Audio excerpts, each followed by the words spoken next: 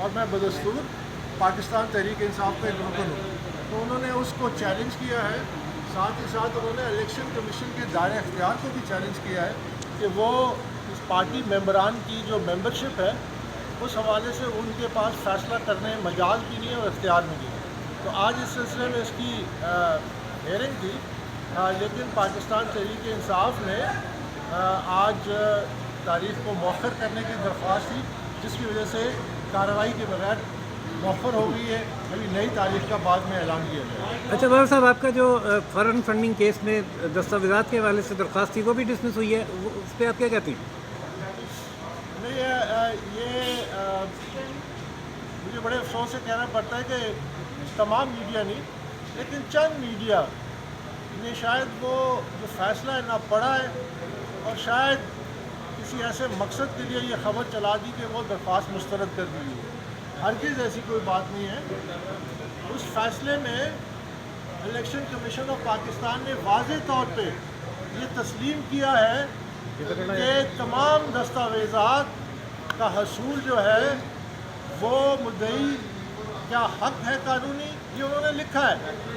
ساتھ ہی انہوں نے یہ کہا ہے کہ اب ان کو اجازت ہے کہ وہ اپنے ساتھ 2 چارٹرڈ اکاؤنٹنٹس یا فائنینشیل اینالسٹ کو بھی لائیں، اور تمام دستاویزات جو ہیں جو اب تک ہم سے چھپائی گئی ہیں ان کو ہمارے آڈیٹرز کے سامنے رکھیں تاکہ وہ اس کو مطالعہ کر سکیں اور پھر اس کے بعد اپنی رائے اسکروٹنی کمیٹی کو دیں، تاکہ اسکروٹنی کمیٹی کسی منطقی انجام تک پہنچنے میں ان کو آسانی ہو. اور یہ اختیار انہوں نے دوسرے فریق کو بھی دیا ہے، یعنی پاکستان تحریک انصاف کو. ساتھ ہی ساتھ الیکشن کمیشن آف پاکستان نے مئی کی آخری یعنی 31 مئی کے ارد گرد انہوں نے اسکروٹنی کمیٹی کو یہ حکم دیا ہے کہ آپ تمام دستاویزات کی اسکروٹنی، تصدیق اور ایک حتمی رائے ہر معاملے پہ جو بھی دستاویزات ہیں اس کی report election commission of Pakistan کو دیں. اور ساتھ ہی ساتھ انہوں نے ہمیں یہ کہا ہے کہ اگلے چند دنوں میں اپنے جو آڈیٹرز ہیں ان کو نامزد کریں اور روزانہ کی بنیاد پہ آ کے ورکنگ ڈیز کے حساب سے وہ تمام دستاویزات ان کے سامنے رکھی جائیں گی. ہمارا مطالبہ بھی یہی تھا، اور انہوں نے یہ بھی کہا ہے کہ جب یہ معاملہ الیکشن کمیشن میں جائے گا تو اس وقت ان تمام دستاویزات کی جو کاپیز ہیں وہ بھی ان کو مہیا کر دی جائیں گی. تو میں سمجھتا ہوں کہ یہ جو افواہ اڑی تھی، اس کو چند میڈیا کے انہوں نے اس کو ڈسپلے کیا کہ یہ ڈسمس ہو گئی ہے ہماری درخواست. انفارچونیٹلی یہ مکمل طور پہ غلط ہے، یہ فالس ہے اور یہ فیک. اچھا بابر صاحب، یہ جو سپریم کورٹ کا فیصلہ تھا کہ الیکشن کمیشن آف پاکستان 5 سال سے پرانے جو ہیں فنڈز معاملات وہ نہیں دیکھ سکتا، اس پہ کیا چل رہا ہے آج کل؟ اس میں یہ ہے کہ جو ٹی او آر ہے اسکروٹنی کمیٹی کی، وہ بھی یہ کہتی ہے کہ 2009 اور 2013 کے درمیان 5 فسکل ایئرز اس کی جانچ پڑتال ہوگی سپریم کورٹ کے حکم کے مطابق. لیکن مجھے افسوس سے کہنا پڑتا ہے کہ 2013 یعنی آخری سال کی جو جانچ پڑتال ہے اس سے پاکستان تحریک انصاف نے انکار کر دیا ہے، اور انہوں نے کہا ہے کہ ہم آخری سال کی دستاویزات یا جو اس کا جو اسکروٹنی ہے ہم اس سے انکار کرتے ہیں. تو یہ اب ظاہر ہے کہ کوئی بھی اگر ملزم ہو جس پہ الزام ہو، جہاں پہ زیادہ ثبوت ہو ان کے خلاف، تو اسے بھاگنے کے لیے وہ ہر حربے اختیار کرتے ہیں. اور پاکستان تحریک انصاف بھی وہ حربے اختیار کر رہا ہے پچھلے 6 سال سے، یعنی 6 سے 7 ریٹ پٹیشنز کی ہیں.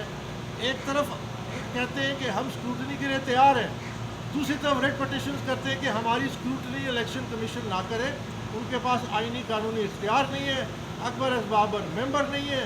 تو یہ جو اور پھر الیکشن کمیشن نے خود 10 اکتوبر 2019 کو یہ فیصلہ سنایا کہ تاریخی تاخیری حربے استعمال کیے گئے ہیں، ہسٹورک ابیوز آف لا ہوا ہے اس کیس کو ڈیلے کرنے کے لیے، اور یہ ذمہ داری انہوں نے پی ٹی آئی پہ ڈالی ہے.